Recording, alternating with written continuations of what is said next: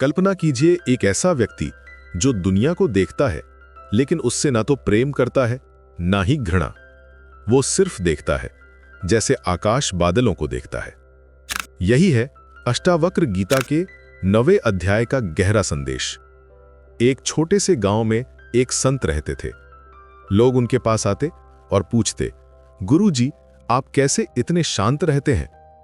संत मुस्कुराते और कहते, मैं वही हूं जो तुम हो, बस मैंने अपने आप को पहचान लिया है। वे संत जब बाजार जाते तो ना तो भीड़ से परेशान होते, न ही सुनसान रास्ते से खुश। दोनों में वो एक जैसे ही रहते थे। ये था उनका असली वैराग्य।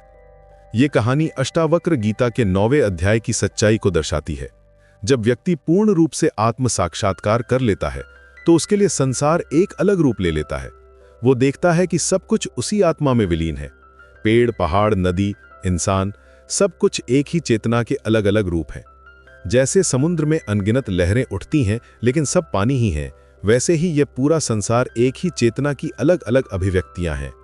ऐसे व्यक्ति के लिए धर्म अधर्म का भेद मिट जाता है। शास्त्रों के नियम, समाज के अनुशासन, सब कुछ अर्थहीन हो जाते हैं। क्यों?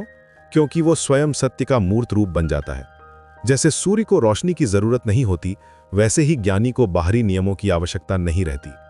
वो जो भी करता है वो सहज रूप से सही होता है, क्योंकि उसका हर कार्य आत्मा की गहराई से निकलता है। उस संत की तरह ऐसा व्यक्ति बिना किसी इच्छा के कार्य करता है। उसके कार्य सहज होते हैं, जैसे नदी का बहना या हवा का चलना। ना कोई महत्वाकांक्षा, ना कोई डर, ना कोई उपलब्धि की चाह, सब कुछ अपने आप होता रहता है। जैसे फूल अपनी खुशबू बिखेरता है बिना ये सोचे कि कौन सूंघेगा, वैसे ही ज्ञानी व्यक्ति अपना कार्य करता रहता है। यहां एक रोचक बात है।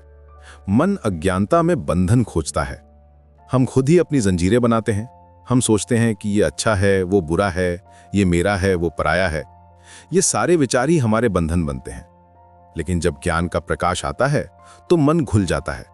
जैसे बर्फ गर्मी में पिघल जाती है, वैसे ही मन ज्ञान में विलीन हो जाता है। फिर जो बचता है वो है शुद्ध चेतना। ये चेतना ना कभी शुरू हुई है, ना कभी खत्म होगी।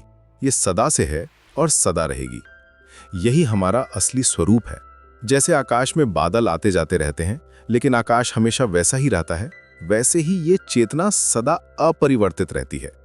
सबसे महत्वपूर्ण बात यह है कि ये मुक्ति किसी प्रयास का परिणाम नहीं है। जब सारे प्रयास छूट जाते हैं तब यह स्वतः प्रकट होती है।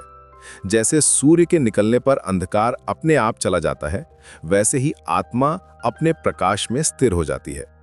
यही है अष्टावक्र गीता के 9वें अध्याय का सार।